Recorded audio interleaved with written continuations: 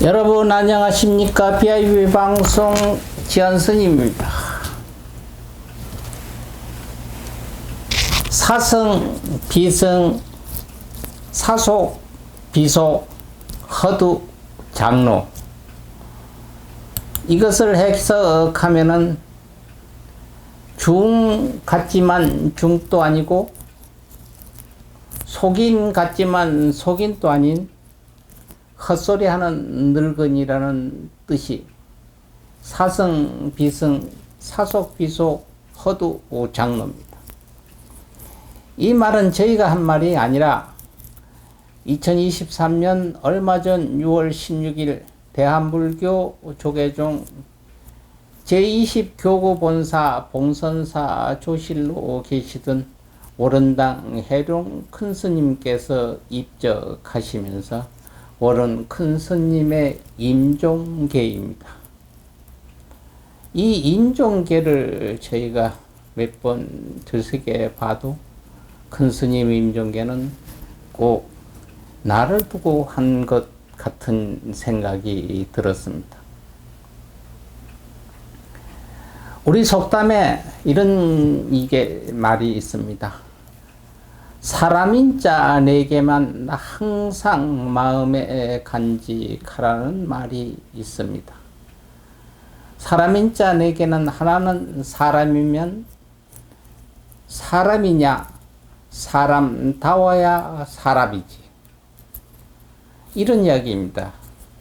사람인 자 하나는 사람이면 또 하나는 사람이냐, 사람다워야 사람이지. 대다수 대한민국 국민 여러분들은 알고 있는 이야기입니다. 우리 지구상에는 동식물이 한데 어울려 섞여서 어우러져 살아가고 있습니다. 사람에게는 사람의 길이 있고 축생에는 축생의 길이 있습니다.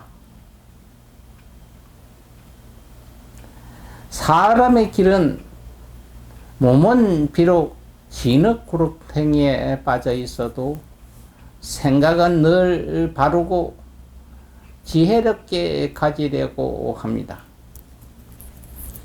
그러나 축생들은 사람하고 조금 다릅니다. 그들은 생각할 능력이 없고 지혜가 부족하기 때문에 모든 것을 자기의 본능에 맡겨버립니다. 그래서 먹을 것이 있으면 우선 자기 배부터 채우지요. 남을 이기기 위해서는 언제나 이빨을 내놓고 으르렁거립니다. 동물들은 힘센 동물을 만나면 꼬리를 내리고 약한 상대를 만나면 두 눈을 부러뜨면서 으르렁거려야 됩니다. 아기처럼 욕심을 부린다고 해도 전혀 동물에게는 허물이 되지 않습니다. 사람이 사는 법과 축생이 사는 법이 이렇게 판이하게 다름지요. 요즘 세상을 들러보면은 사람이 사람으로 살아가기보다는 축생으로 살기를 작정한 사람이 더 많은 것 같다는 생각이 절로 납니다. 겉의 모양은 번드름하게 사람의 모양이지만은 살아가는 꼬락서니는 축생을 닮아가고 있다는 이야기입니다. 그들은 축생처럼 사는 것이 사람이 사는 방법인 줄 알고 있는 것 같습니다. 우리 모두는 정신을 바싹 차려야 합니다. 기차가 내루가 일직선이 놓여져 있으나 조금만 어긋나면은 이탈 궤도를 벗어나게 됩니다. 그렇게 하면 크나큰 사고가 나는 것처럼 사람이 사람의 길을 이탈하면은 징수이겠죠. 그래서 우리 이 속담에 이런 말이 있습니다. 저놈은 아주 개만도 못한 놈이라는 말이 있죠.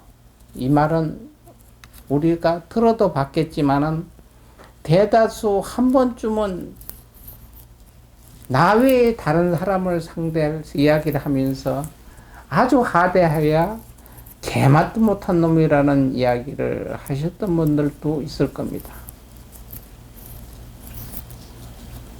여러분이나 나나 이 몸뚱아리가 누구 겁니까? 내 겁니까? 내 거는 하나도 없습니다. 어디서 왔습니까? 그거 몰라서 스님 물어요? 아버지 어머니한테서 왔지요. 그러니까 내 몸뚱아리는 아버지 어머니 거죠. 그러면 그 아버지 어머니는 또 그 아버지 어머니 겁니다. 이렇게 수없이 피와 살이 대물림해서 지금 내가 있는 거죠. 나는 내 것이 아닌 이렇게 흘러내려온 조상님들의 한 열매와 같습니다. 여러분들이 고구마 감자 농사를 지어봤는지는 모르겠습니다만 고구마 감자의 뿌리에 열매 맺히는 격과 같다고 생각하면 되죠. 나 또한 종족 번식의 의무를 다해서 나 또한 후손들의 조상이 되는 것이 아니겠습니까? 우리가 항상 이야기합니다. 조상은 뿌리라고 하면 그 뿌리의 중요성을 잊고 있는 것 같습니다. 바로 조상과 뿌리, 이거는 우리 육신에 따른 조상과 뿌리에도 있겠습니다만은 사업에도 뿌리가 있습니다. 어떤 사업을 해서 그 사업의 번창을 처음에 내가 떡볶이 장사를 해서 어느 정도 돈을 벌었습니다. 떡볶이는 차는 음식 같고 레스토랑 같이 안에서 돈을 어마치 많이 벌어서 건물을 하나 샀습니다. 그 후에는 나 떡볶이가 해서 아이고 나는 고급스러운 레스토랑을 해야 되겠다고 해서 어떤 불고기나 스테이크 레스토랑을 차렸습니다. 근데 얼마 안 가서 망했습니다. 왜? 나는 뿌리가 틀립니다.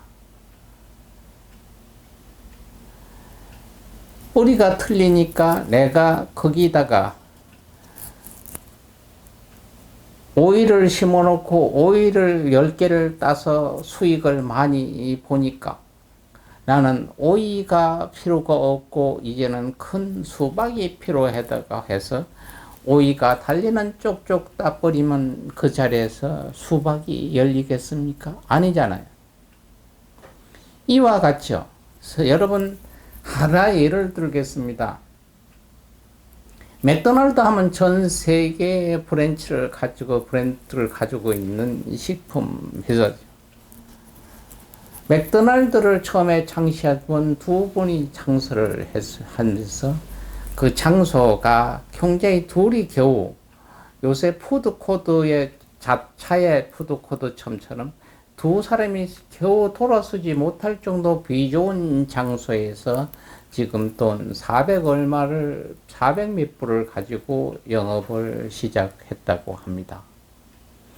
지금 전 세계의 맥도날드가 1위를 차지하고 있는 푸드점입니다만 그런데 그 장소가 굉장히 땅이 넓습니다. 지금까지도 초창기에 400불 가지고 시작을 했던 맥도날드 장소에 그 넓은 땅에 건축을 해서 더 늘리지도 않고 줄이지도 않고 색이 바라면은 색을 바라면 똑같은 그때 당시 색깔을 밖에서 페인트 칠하고 아직도 거기서 두 사람이 영업을 하고 있습니다. 그 주위의 땅에다 넓게 땅을 크게 해서 백화점을 지어도 될 수 있는 땅 부지가 있고 또 팔아도 많은 수익이 날 수 있지만은 그것을 그대로 유지하고 했습니다. 맥도날드 회장님이 이야기를 하기를 거기는 줄기라는 겁니다. 맥도날드 시작했던 뿌리인데 위에 줄기가 많이 크고 열매가 많이 달렸다고 해서 뿌리를 자르면은 위에서 열매가 크겠습니까? 안 크겠습니까?를 반문을 하시는 분입니다. 지금은 전체 우리나라에도 사업을 해서 조그맣게 해서 나서 돈을 벌면 그걸 번창하는 게 아니라 다른 거를 전환해서 망하는 수가 99.9%입니다. 바로 이야기는 우리한테 내려온 뿌리가 있습니다. 뇌의 뿌리가 조상이 내려왔을 때 지금 많은 수많은 수천의 세포가 분열하고 맞추고 분열하고 어머니의 아버지, 어머니의 아버지, 어머니의 아버지, 어머니의 아버지가 꼬리에 꼬리를 물고 변행돼 내려온 저가 하나의 시체, 육신이죠. 이 뿌리를 무시를 했을 때는 그렇다고 해서 그 뿌리가 아직 생존해 계시는 건 아니잖아요. 그러니까 우리가 하는 이야기 있죠. 무슨 김씨는 고집이 세다. 무슨 정씨는 뭐가 어떻다. 이렇게 그 성에 따라서 성격이나 개성 이야기를 보편적으로 하면 맞죠. 제주 고씨는 고집이 세다. 맞아. 내가 고씨인데 제주. 맞아. 이런 거 뭐가 있습니까? 공통점. 우리 조상님. 그 뿌리에서부터 DNA가 계속 물려져 내려오니까 어느 하나는 그와 같다는 이야기입니다.